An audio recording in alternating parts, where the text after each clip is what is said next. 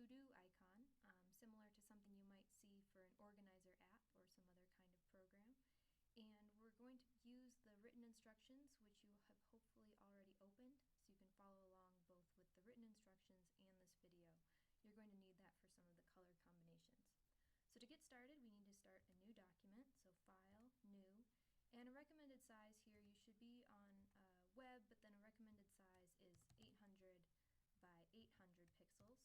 This is going to be a square icon, so any size square artboard is going to fit your artwork the best. And we're going to begin by creating the background for our icon, and we're going to use the rectangle tool, and we want to draw a perfect square, and to do that, hold down Shift as you drag with the rectangle tool and you will create a perfect square. I'm going to leave a little room outside my square. I could fill the artboard, but I want to leave a little space for some of the items we're going to be adding in a minute. And once you have your square there, we're going to add some color to it. So with your gradient panel, we can start adding colors, and they recommend adding a tan and a darker tan, and there are specific colors for those. So if you double click on a color, you can pick something that's close to it, a light tan. But then if you want to further adjust that color, you can go to this palette icon and you can type in the exact, this is called a hex code, and you can type in the exact color combination that they recommend. This is how colors are defined on the web, and so it's often an easy way to get a specific color that you're looking for. In this case, the hex code for the first light tan is E3C184.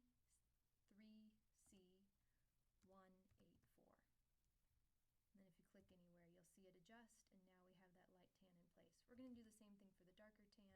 If we go here, we can pick one that's pretty close, but then we can adjust it further with the hex code, and here they suggest C9A068.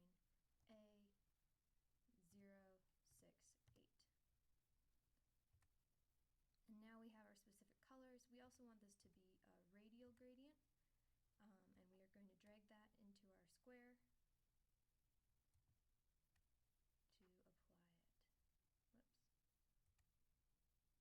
There we go. We want to make sure it's on the fill, not on the stroke. And for the stroke, we actually don't want one, so we can change the stroke to none. One thing to check here on your gradient is that the center is the lighter color. You can sort of see that if you toggle back and forth. Now the darker color is in the center. This button switches between them, reverses the gradient. We want the lighter color in the center so it looks like it glows. Now we want to add some rounded corners to our square, and if you are working in Illustrator CC, Creative Cloud, the most recent version, you'll be able to find these little dots in the corners of your shape, and you'll be able to use the direct selection tool, the white arrow, to pull in on those, and that will give you a rounded corners effect. I'm working in CS6, which doesn't have that effect, but that's okay because there are multiple ways to do this. So another way we can do it is going to Effect, Stylize, Round Corners, which we've done before, preview something that looks about right. Maybe I'll make those a little bit rounder, and then we can say OK, and now we have a nice rounded square for our app background. Now we're going to start adding lines so we can make this have a little bit more texture to the background. So use your line segment tool, and we're going to draw a line straight down from the top to the bottom, and the best way to get a straight line is to hold down Shift while you draw a line. In this line, they don't give you a specific color, they just say to use a light tan. So we could use our exact same one, otherwise the one that's default in your palette is probably fine. We want to make sure that this is on the stroke, not the fill, because otherwise it won't show up since it's a line. And they recommend using a stroke weight of at least 2 points. I'm going to make mine 3 so that it shows up a little bit better. Right now it barely shows up at all because we're putting it on a square that's pretty much the same color. So we're going to add an overlay effect over here under the transparency pane. And we're going to change the blend mode from normal to screen. And now it creates a lighter effect so that we can see that line segment. We're going to do this again with another color. So right next to the other one, do the same, do another line. And if you have your guides turned on, it will kind of snap into place. This one we want it to be right next to it. And this one we want to be a darker tan, so we can choose darker tan on our palette. And this one, rather than using a screen mode, we're going to use the blend mode of multiply, so that will give it a darker effect. We can zoom in to make sure that those lines are actually right next to each other. You might want to use your arrow keys to adjust them slightly so that they are right next to each other. One good keyboard shortcut is you can zoom back out by hitting Control and 0.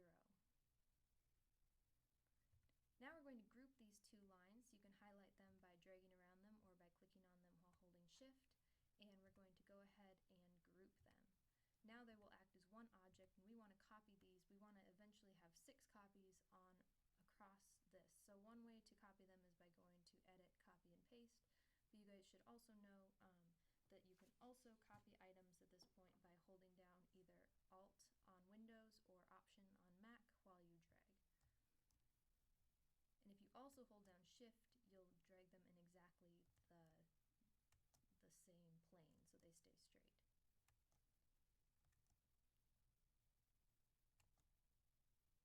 Okay, one more. We want to have 6 of these. So you can space these out on your own by eye, but one other way you can do it is to get the 2 on the end sort of where you want them, and then you can space out all the ones in between by highlighting them. Make sure that your shape is not highlighted, just your lines, and then using the horizontal distribute center tool that appears, and that will distribute them exactly evenly across your artboard.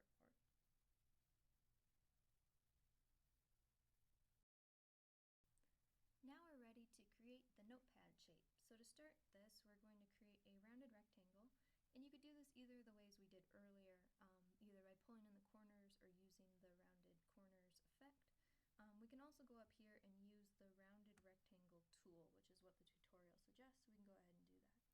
And one thing about the rounded rectangle tool is that the corners may not be exactly the size you want, and one way you can adjust that is using the tool. You can click anywhere, and then you can actually put in what kind of corner radius you want to have. And you might have to play around with this a little bit to get what you want. I'm going to try 40 and see how that looks. And that looks about right. So now if I delete that shape, those settings have saved, and I can now draw a rectangle that will have those same corners. So the shape you're drawing here should be a little bit longer than it is wide, but it's actually pretty close to a square, and it should fill a little more than half of your icon, but not the whole thing. And if you don't get it the right size immediately, you can use the direct selection tool or the transform to make it larger or smaller by holding down Shift. I like that size pretty well, so the next thing we're going to do is rotate it 15 degrees. You can use your rotate tool to do that. You can also just use your direct selection tool. If you hover over corners, you'll get the double arrows, which means you can rotate, and you'll notice that as you start rotating an item, it will actually tell you how far you've rotated it. So we're going for 15 here, but I think 15 is actually a little much, so I'm going to do something just under 14. And here you can adjust the size. You can also adjust where this is located. So if it's not looking quite like the demonstration and the tutorial, this is where you can now move your notebook around or resize it a little bit. After this point, it's going to become much harder to do so, so you should get your shape looking the way you want now. Once you have your shape the way you like, we're going to go ahead and give it a gradient. This gradient is actually very similar to the one that we used on our original shape, so you can go ahead and use the eyedropper tool as a quick shortcut to take the gradient from the back. You have to have it selected. And then you can exactly replicate that gradient, and now we can go into the gradient panel and just change the colors. So we want the lighter color here to be white, and we want the darker color to be a very light beige, which is F3D CCA. And that looks pretty good. Now we have the beginning of our notepad. Now we're going to start giving it some dimensionality. So we need to copy this item and paste it twice. We can do that a couple different ways. In this case, we're just going to go Edit, Copy, Edit, two items here, I'm going to separate those just to make sure that we can see them both. And we want both of those new shapes to be the same dark tan color. So I'm going to go ahead and double select both of them, and on the color picker here I can type in what color I want them to be. That color is A8783F.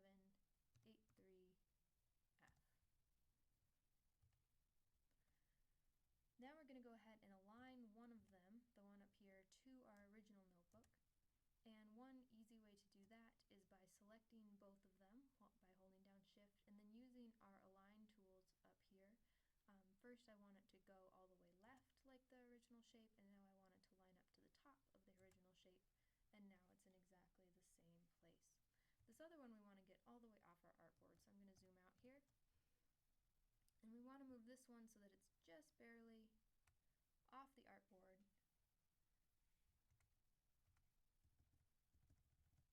And you might need to zoom out to be able to get it in the right place. We're going to go ahead and use these to create a blend effect. So they're not going to stay as different shapes. We're going to be grouping them as a blend.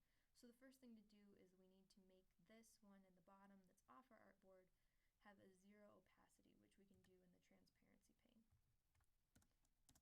So now it's still there, we just can't see it. So we're going to select that one and the opaque one, and we're going to use the blend tool. And one way to access that is up in the object, blend, and there are blend options along with blend make. So first we're going to check the options. There are a couple things here. I would recommend a specified steps of 50 to 80 probably. I think 70 is going to work pretty well for us. So I'm going to say OK. That's not going to do anything, it just set the settings, and now we again have to go to Object, Blend, Make to make our blend. That looks pretty nice, but right now it's in front of our original notepad, which we want it to be behind. So we're going to go over to our Layers pane over here, and if we click it down, this is showing layers the same way they have in Photoshop, and if we click on the little triangle, we can actually see all the items that exist in this layer so far, all the things we've created. And we can see that our blend is at the very top, and if you click its little triangle, you can even see those original shapes that we created and blended together. If we move that right below the top, this path comes to the forefront. That is our notepad, and now it is on top and we can see it clearly again. We're going to copy this one again. I'm going to zoom in so we can see it better. Edit, copy, edit. I'm going to go ahead and paste in place this time, and we want to move this just slightly up and to the left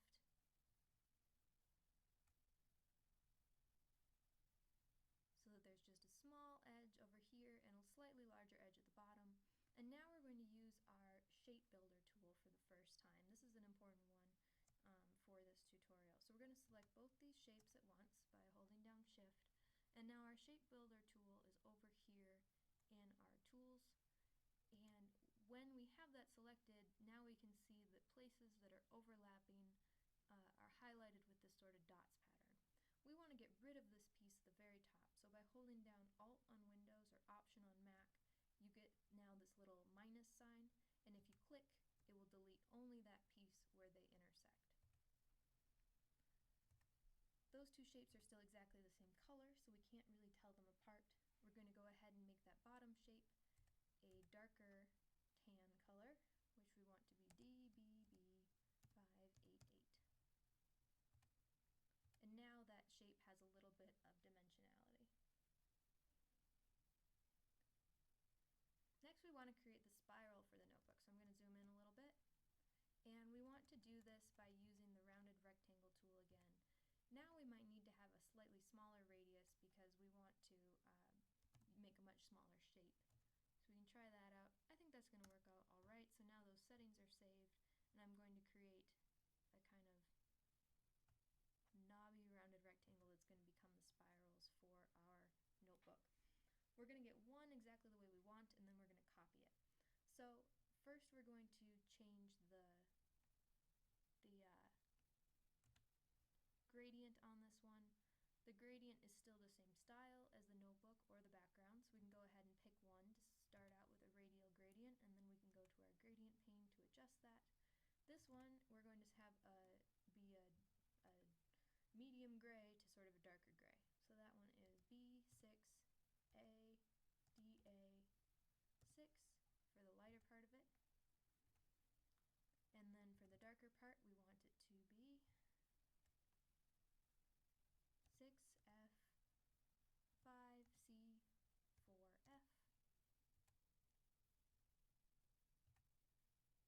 And now we have that gradient in place.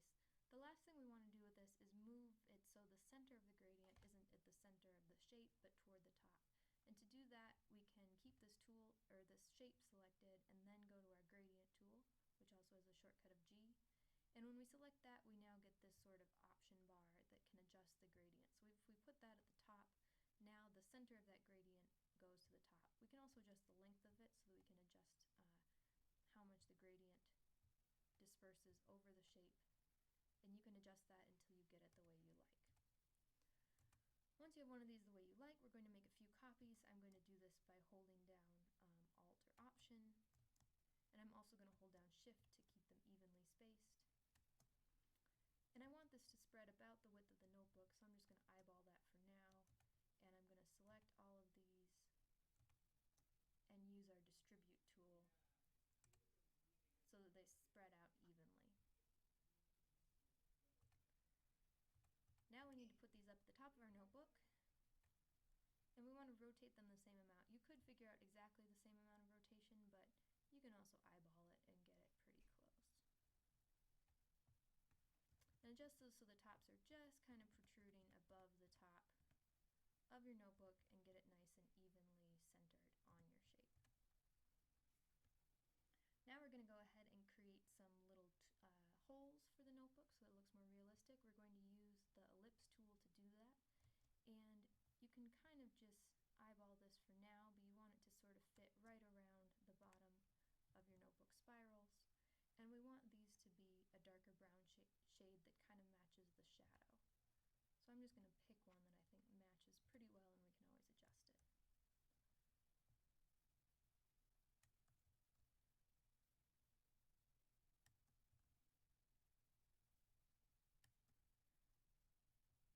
One thing I'm going to do here is group our spirals to make this next step a little bit easier. So we want to move the holes beneath the spirals. You can also select items from your layers panel by holding down Shift and clicking on their little squares by where they exist. So I'm going to select those and I'm going to group them to make this easier to move the holes beneath them. So now our spirals exist in a group, and I'm going to move that group to the top so that they are on top of the holes we just created. And now you can further adjust those holes to make sure that they're lined up nicely with your spirals.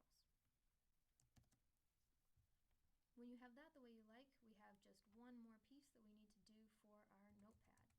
And to do that, we're going to select our main notebook shape again. We're going to copy that, edit, copy, edit, paste in place. And we're going to use the pen tool to create a little bit of a corner for this shape. So to do that, we're going to draw a triangle that cuts off this bottom corner. It doesn't have to be a very good triangle because we're just going to delete that momentarily, but it does need to connect all the way up. So now we're going to select that triangle and our top layer notepad, and we're going to use our shape builder tool. Again, we're going to hold down Alt or Option to delete that piece that we no longer need, and that also separates this piece so that we can rotate it separately, and I'm going to zoom in so we can see that more clearly. We want to rotate this piece so it flips the other direction. And also we want to line it up.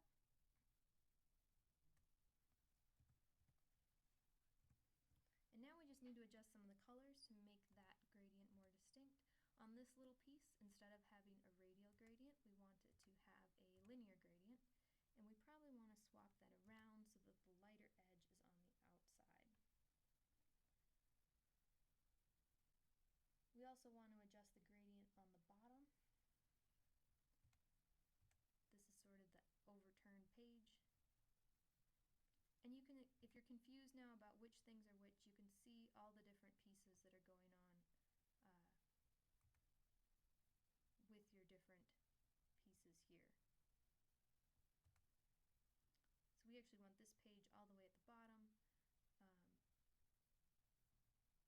We're going to go ahead and make that gradient slightly darker. One way to do that is to select the part of the gradient, and whenever you want to make a color slightly darker, you can hold down Shift and drag some of these little items a little bit farther over to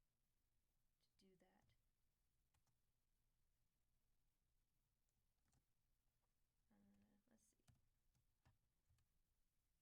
And we can also adjust that more later as well if it's not looking distinct enough. So we definitely need to move our spirals back to the top. We want to go ahead and move all of our holes back to the top, but below the spirals as well. And this is where, again, grouping content could be a good way to make this easier for yourself.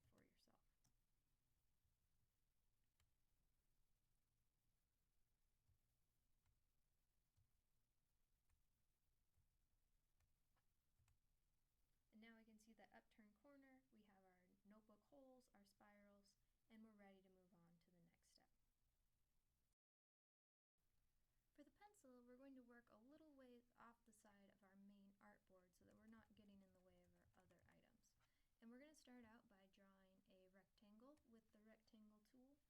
And it doesn't matter exactly how big this is now because we can adjust it later, but try to get it about the same length as your notebook. And we're going to go ahead and give that a teal color. 00A7 9D. And we want to make sure it has no stroke on the outside, so you can change the stroke to none if that was a problem. And now we need to be able to give it a point. And they suggest one way of doing this is using the pen tool to create an inverse triangle shape that you can then subtract from this shape. So we're going to go ahead and do that. We're going to start about where we want the point to be. And if you have your guides turned on, it's very easy to do this evenly because it will line it up for you. But you can also hold down Shift to make sure you're drawing exactly straight lines.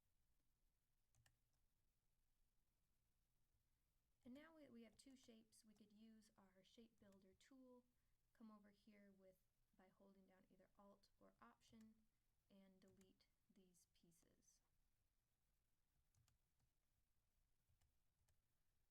I'm going to go back. I think it's slightly easier to do that step after you've created the next part with the brown part on the pencil. So I'm going to undo that and save that shape for later.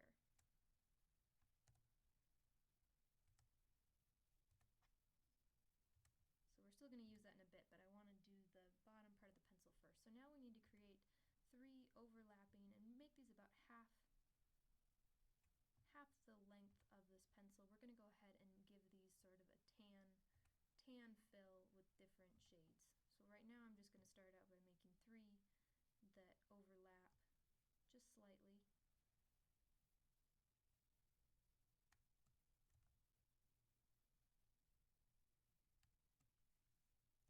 And giving them slightly different fills. So they want the one on the left to be the lightest. You can just go in and pick a slightly lighter shade. And the one over on the right to be the darkest. So we'll pick a slightly darker shade. And now we have a little bit of shading going on our pencil. That one actually is a little too gray to me, so I'm going to adjust that slightly to make it a little warmer. Now we are going to go ahead and use this shape. We can use this all together, so we can cut off both the brown parts and the green parts.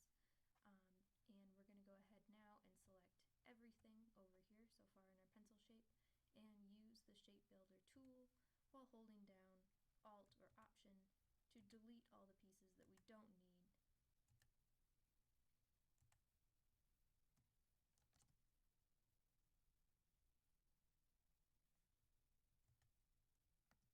Whoops, we lost a piece there. Alright, if you do that by accident as well, you can always just undo and then go back to your Shape builder tool and start where you left off.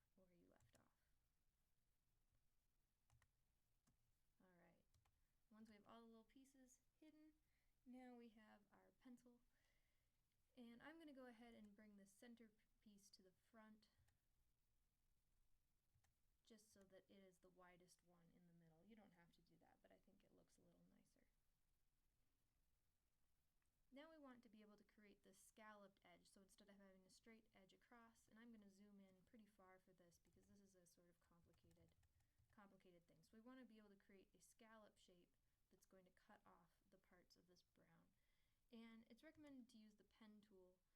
I'm going to show you another way to do this as well. So with the pen tool, you can make points, and if you hold down and drag at any point, you can actually create a curved line. So then if you alternate between a not curved and just by clicking and then clicking and dragging, you get a curved line. Then you can create a scallop shape that goes across your whole shape. You can just sort of drag it up here. This part of the shape doesn't matter. It's just about completing the shape so you can use it to intersect things.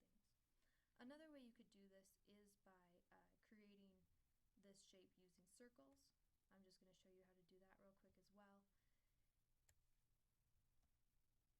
So here you're going to want circles that are slightly wider than your shapes here. That's pretty good. We're going to duplicate those so that they overlap just slightly. We're going to move these over here. And now we're going to use our shape builder tool in a different way. So this is the way that you can actually combine shapes.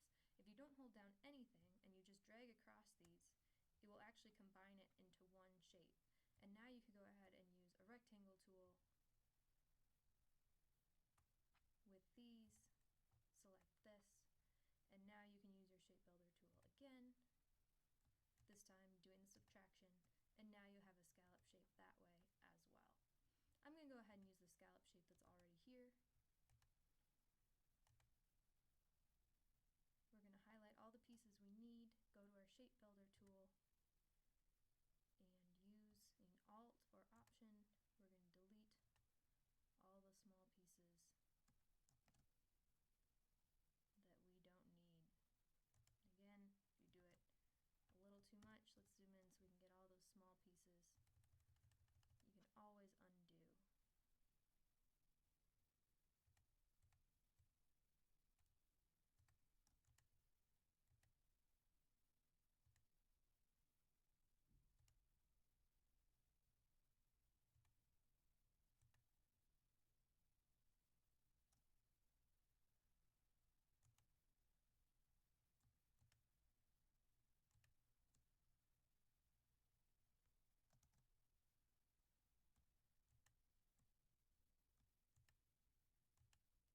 If you're holding down Alt or Option to delete, make sure you hold it down all the way, otherwise that's what's happening to me here.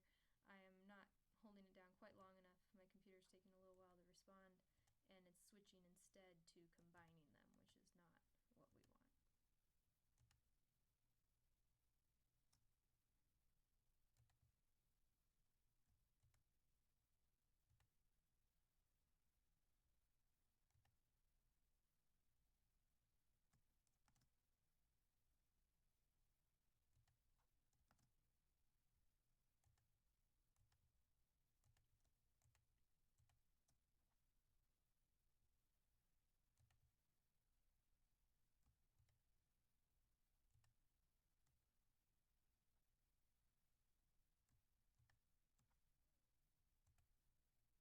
This is probably the hardest part of this entire tutorial. And once you have that completed, you will have that nice scallop shape showing with your pencil. We don't need this one anymore, so I'm going to go ahead and delete it. The next thing we're going to do is add a little bit of eraser to the top of this pencil, and if you find that your proportions don't feel right to you, you can always adjust the edges of your different shapes using the direct selection tool. So I'm going to go ahead and make this pencil shape slightly taller by selecting both the top anchor points and just using my arrow key to make that slightly longer.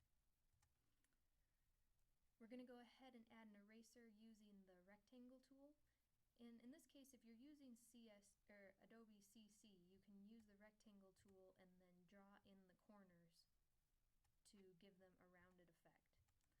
I don't have that option since I'm working in CS6, so I'm going to do the rounded, the effect, stylize, round corners. That's a little much.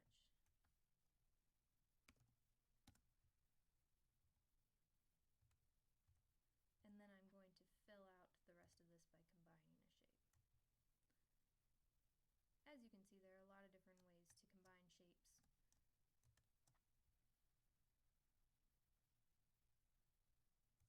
And that is a major building block of Illustrator.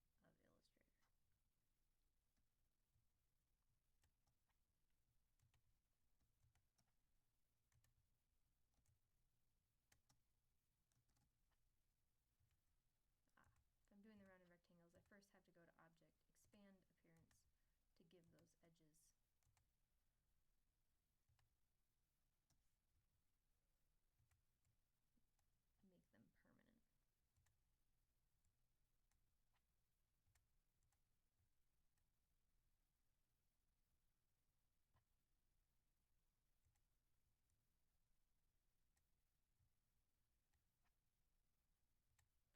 If you have CC, you can just drag in the corners and that step will be a lot easier. So we're going to go ahead and give this a 3-tone gradient. So over in our gradient panel, we can pick any default gradient. We're going to want to make sure it's linear. And we're going to go ahead and do 3 colors. So the first one is a medium red. We'll just pick something that's fairly close and then go back adjust it in the hex code. FD393E.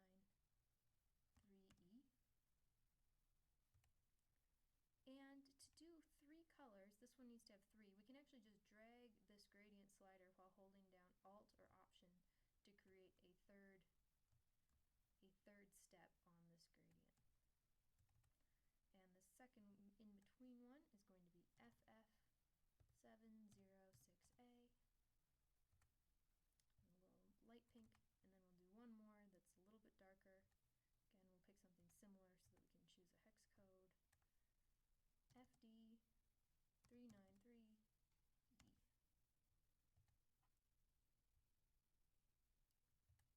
And now we have our completed eraser. So the next thing we're going to do is create the 3 rectangles to be the metal connector between the pencil and the eraser. I'm just going to have these kind of sit right below the eraser here, and when I draw them by default, they're going to be filled with the same gradient.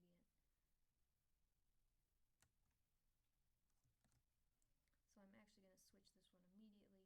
We want these to have exactly the same fill as the spirals on our notebook. So using the eyedropper with this selected, I can go over and choose that, and now I have that exact same gradient applied to this portion of the pencil.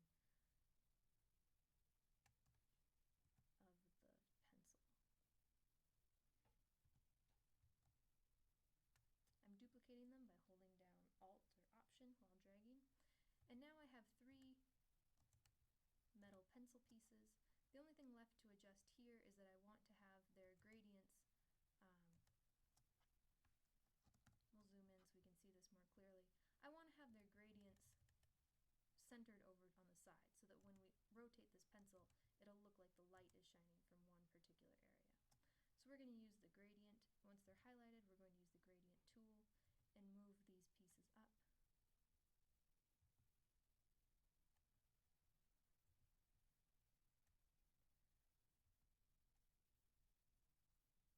I'm also just going to drag these out a little bit so it's a little bit more of a gentle gradient. You probably want all 3 pieces to have the same type of gradient or the light is going to look uneven. Now if we zoom back out, we can see that looks pretty good.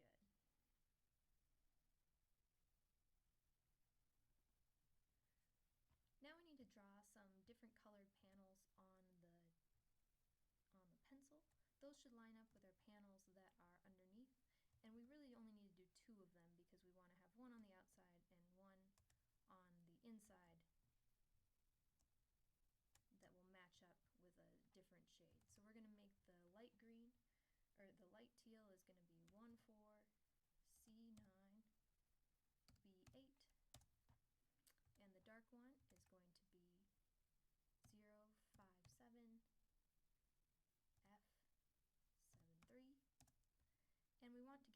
behind the brown pieces, so we're going to select the brown pieces. We could also do this over in our layers panel. Go to Object, Arrange, Bring to Front.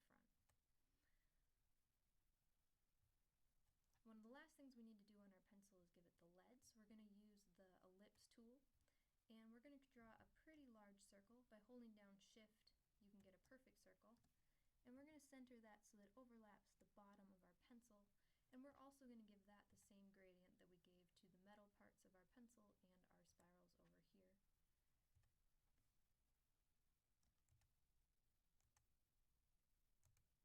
And we're going to use the Shape Builder tool in the same way to delete the piece that we don't need. And you may need to adjust the gradient on that piece as well so that it looks more like a gentle pencil lead and not super shiny.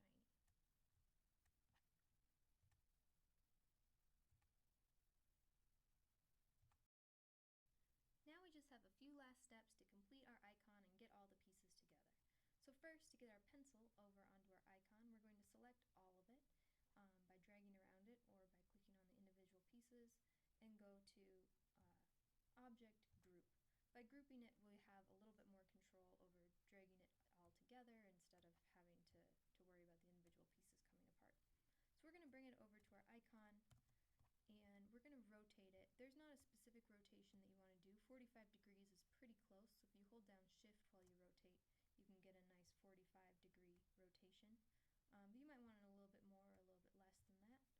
And we want to add a drop shadow now to this pencil by going to Effect, Stylize, Drop Shadow. And this is the mode we want. We want it to be multiply, and opacity is often 75 by default, but we want it to be 45. We want both offsets to be 7. We want the blur to be 7. And a really critical part is that we want the color often defaults to black, and we want it to be this nice brown instead. 3F1606. And we can preview that to see how it looks. You can see that nice shadow appear along the edge of the pencil, and when that looks correct, you can say OK. At this point, if your pencil is not quite the right size or isn't in the right place, you can still go ahead and change it. You can rotate it. You can change the scale by holding down one of the corners and holding down Shift as you scale it. Make sure that you now have the pencil exactly the way you want it, because we're moving on to the check mark. So one of the last objects we need to add to this is a check mark, and we're going to start that by creating a green triangle.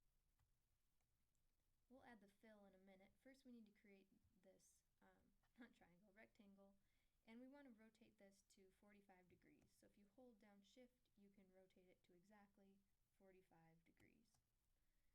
We want to copy that shape, Object, or Edit, Copy, Edit, Paste, and this one we want to have rotated the other way, so we can just hold down Shift and rotate it to 45 degrees, and make sure that those are overlapping so that they're going to create a nice check mark.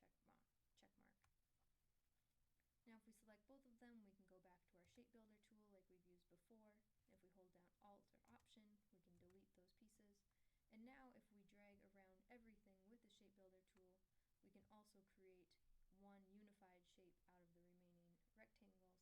So you want to do that until everything has the same outside boundaries. Now we're going to go ahead and give this check mark color. We want to give it a gradient. We want that gradient to be a radial gradient, and we want it to be from one shade of lime green to another shade of lime green. So we're going to go ahead and pick something close and then give it the exact color, E5 F034 for the first one. It's pretty lemony green.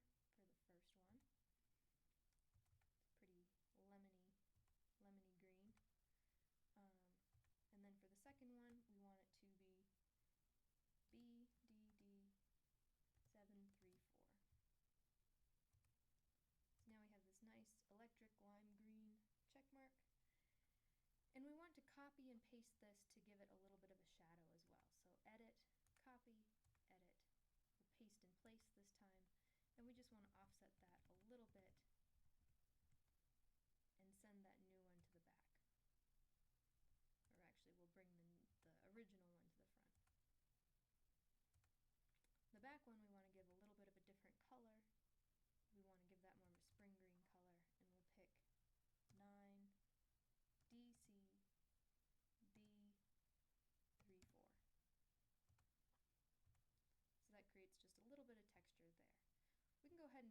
shape over, we want to group it eventually, but first we want to create a shadow. So we're going to bring this over to where it belongs, sort of underneath our notebook, kind of hooked under the corner. And you may need to rotate it a little bit more to get it the way you want and what looks good with your composition. Now we're going to give it a shadow the same way we gave the notebook a shadow way back at the very beginning of this. So we want to pick the top check mark, and we want to edit, copy, edit paste, and paste again so that we have 2 copies of that. And like before, I'm going to separate those so we can see them, and we want them to be a slightly more of a brown color since they're going to be shadows. So we can just pick those. And this one needs to line up with the original one, so we're going to go ahead and align those. And this other one we want to have off our artboard. You want it to follow, so it's going to follow kind of the same, you want the shadows to look like they're coming from the same light source. So you want to put this kind of proportional to where you put the notebook shape for the notebook. And if you can see your notebook shape, you could even align them that way. If you can kind of see where that is, you can sort of get them lined up in that way. Now we need to change the opacity of this one to 0, because that's how we're going to create the blend effect. And we're going to select both of those, go up to Object, Blend, Make, and that one seemed to have a little bit of a strange effect going on. So I'm going to go over to my Appearance pane, and well, I might just undo this one actually, and try again going to Blend and Blend Options, and see if maybe we can do some more steps so it doesn't look so jagged.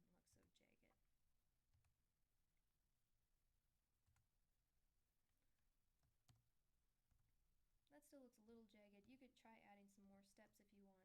I'm also going to lower the opacity on the entire blend item so it doesn't look quite as dramatic.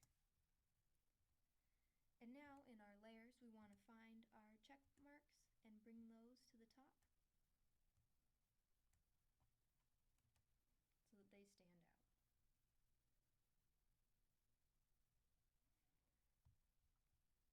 You may want to group all of your items, both the check marks and the blend.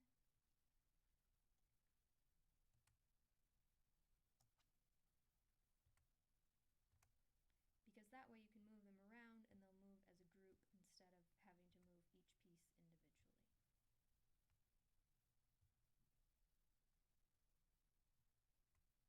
You could also make them bigger if you felt like it wasn't filling enough of your composition. Now we're ready to complete our final icon. So once our shadows look good, we want to make sure all the pieces within our icon look good, because now we're going to sort of group them all together. So we want to use this rounded rectangle shape that we created at the very beginning for our base piece in order to give some nice sharp edges and then a little dimensions to the icon overall. Since I use the rounded rectangle, or the rounded corners effect, I'm first going to go up to Object and Expand Appearance. If you used one of the other techniques, like dragging in the corners, you will not have to do that step. At this point, we want to group everything other than that background piece.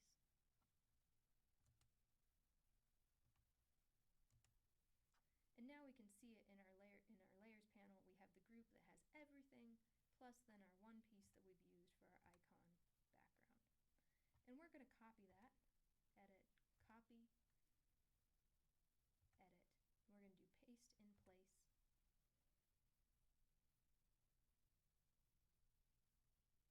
Now we're going to select everything. Right now we can't see anything, but see all these little pieces around the edges that we don't really want?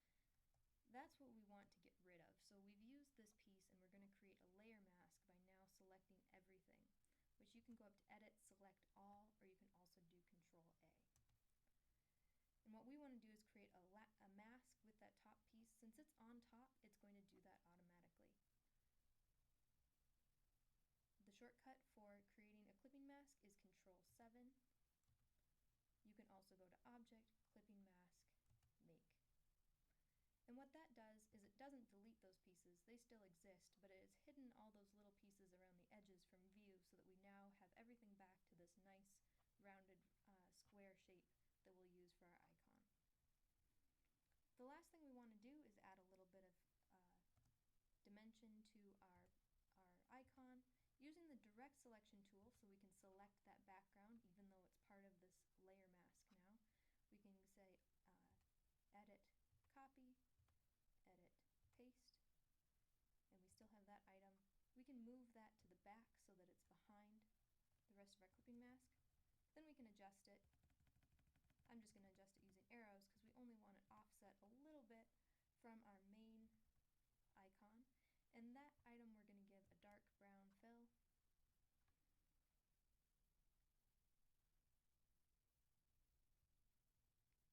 We'll just pick one actually. How about